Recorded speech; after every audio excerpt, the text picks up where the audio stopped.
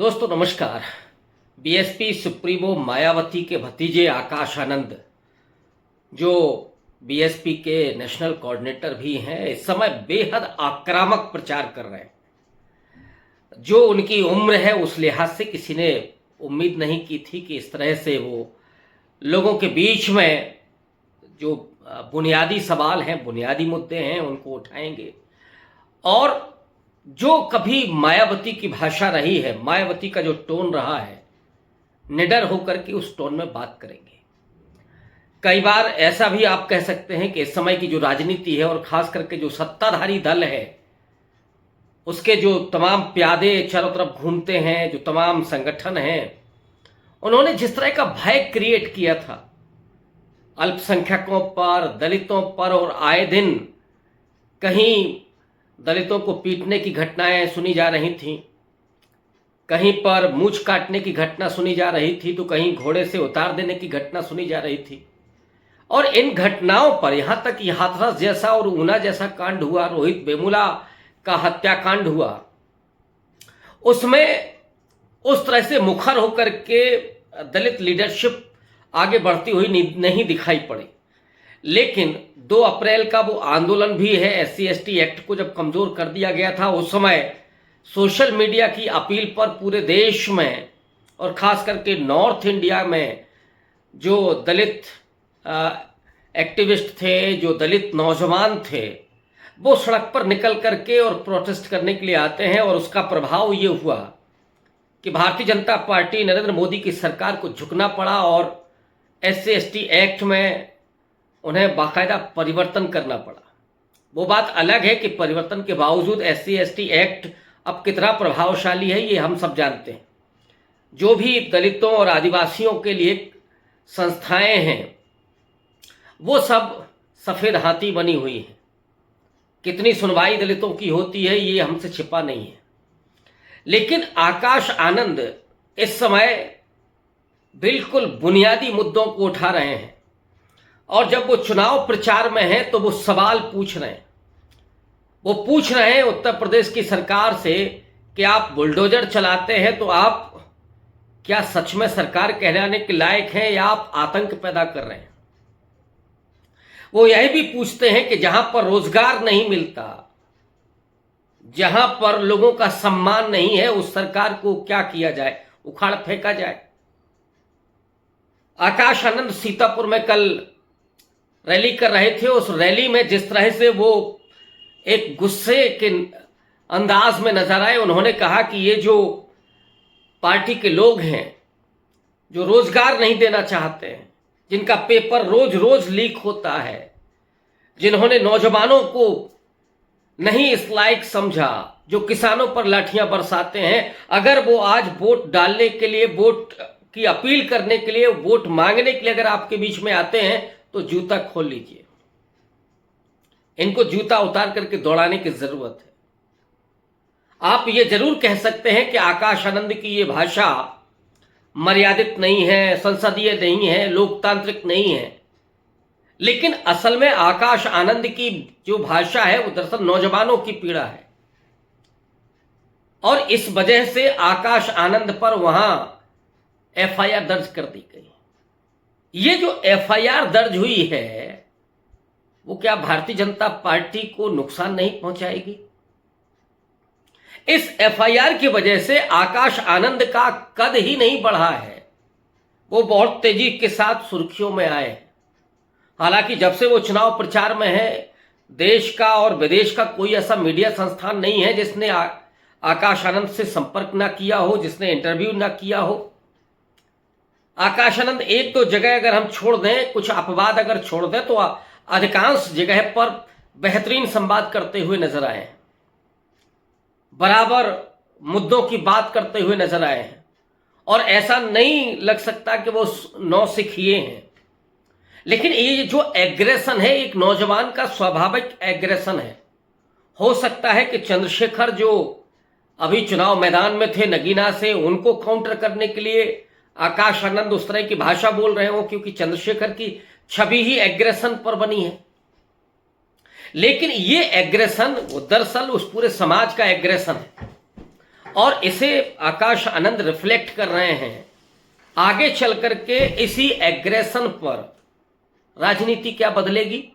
और सबसे बड़ा सवाल तो यह है कि इस समय जो आकाश आनंद पर एफआईआर करवाई गई है और इसमें निश्चित तौर पर ये जो बीजेपी की सरकार है वो कहीं ना कहीं इन्वॉल्व है, या वो इस तरह के अटैक करके आकाश आनंद के जवान पर ताला लगाना चाहती है। मुझे लगता है कि मायावती कितनी भी कमजोर क्यों ना हो गई हो, जो लोग कहते हैं 13% वोट था पिछले चुनाव में और विधानसभा में केवल 1 सीट उनकी थी, लेकिन पिछले लोकसभा चुनाव में 10 सीटें उनके पास थी।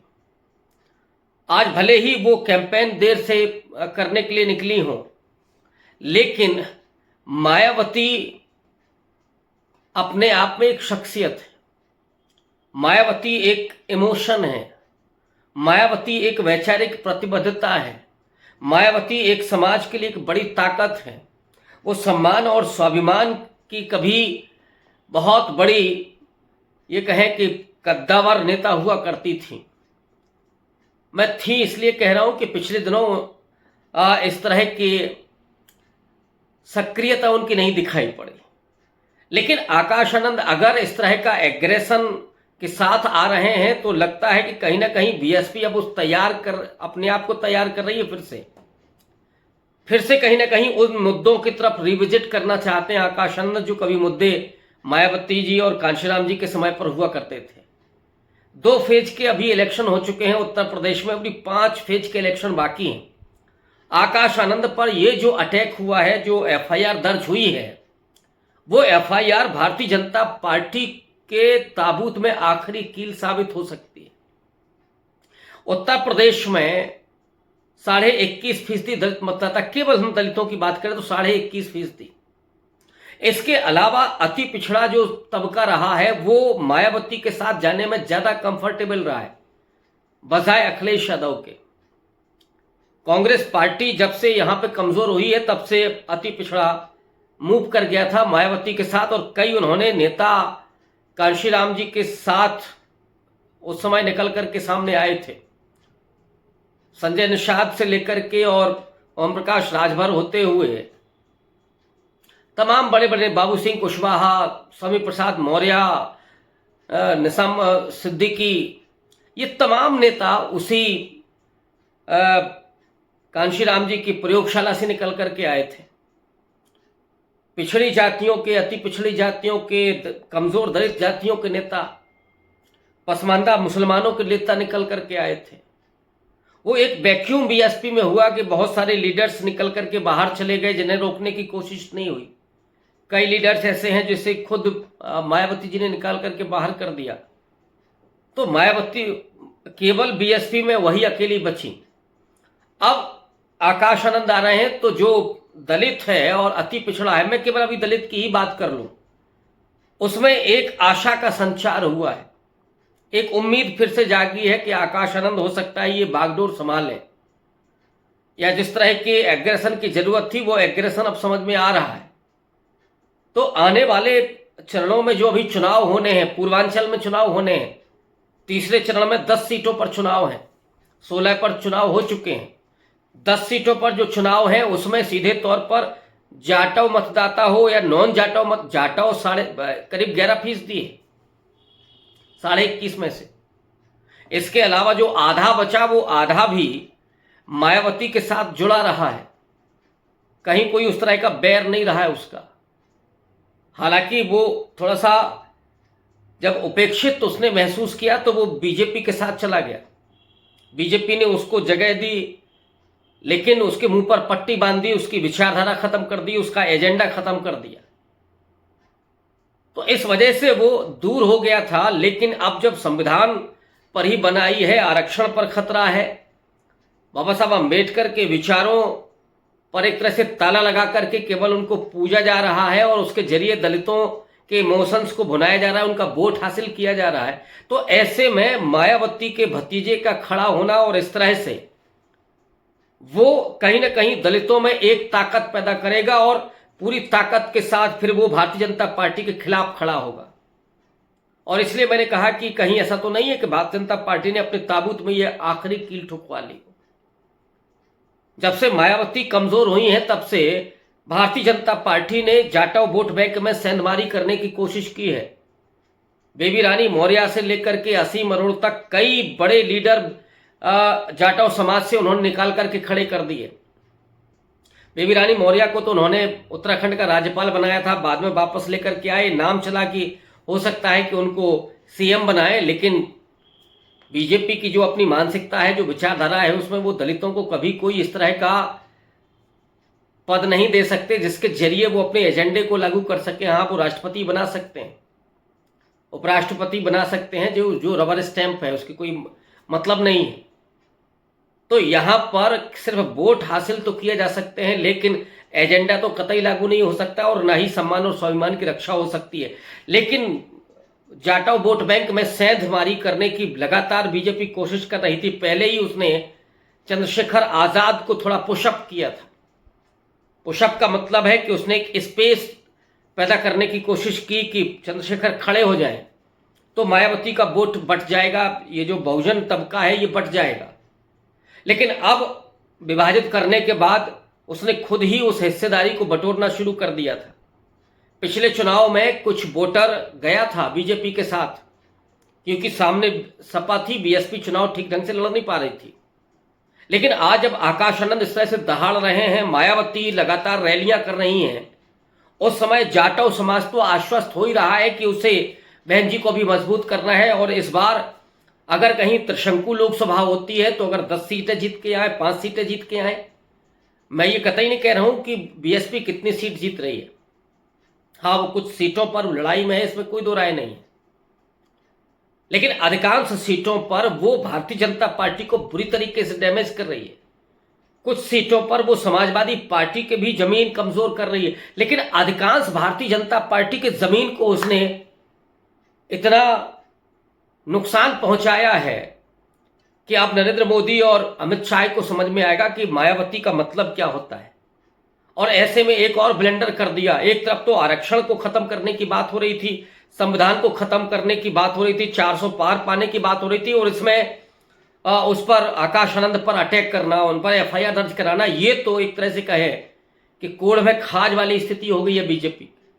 तो समूचा दलित समुदाय जो अभी जिसको आप आधा कहीं विभाजित कर ले रहे थे, कहीं अपनी तरफ और प्रलोभन दे करके या कहीं झूठ बोल करके उन्हें कुछ शगुफा दिखा करके जो उनका वोट हासिल कर रहे थे या विभाजन पैदा करके वोट हासिल कर रहे थे, अब स्थिति बदली हुई है इन 10 सालों में। मायावती को समूचा दलित समाज अपनी स्वाभाविक नेता के तौर पर देखता है, भले ही वो बीच में वोट ना उसने किया हो। लेकिन अगर आकाश आनंद खड़े होते हैं तो ये जो वोट बैंक है, जो नॉन जाटव दलितों का भी वोट बैंक है, जो बीजेपी की तरफ थोड़ा सा जा सकता है या जा सकता था, आकाश आनंद पर एफआईआर दर्ज करके ये इस वोट बैंक को भी उसने मोड़ दिया है दूसरी तरफ। यानी अब बीएसपी की तरफ ये स्वाभाविक तौर पर ये वोट आ जाएगा। तो भारतीय जनता पार्टी को बहुत ज्यादा नुकसान इससे होने वाला है, पूर्वांचल में भी। और ये जो इटावा की बेल्ट है जहां पे सीधा उसका मुकाबला सपा के साथ है बीजेपी का, वहां पे भी ये जो जाटव मतदाता है, जो पिछले 3 दशक की राजनीति में एंटी सपा वोट करता रहा है, वो या तो मायावती जी के साथ खड़ा होगा तो भी बीजेपी को कोई फायदा नहीं है, या बीजेपी को हराने के लिए, क्योंकि अब उसका निशाना ये है कि बीजेपी को हराने के लिए वो समाजवादी पार्टी के साथ भी खड़ा हो सकता है।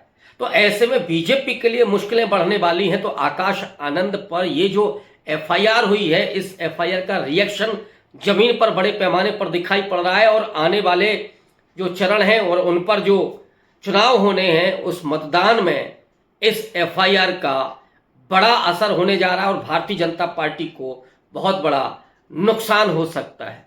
धन्यवाद।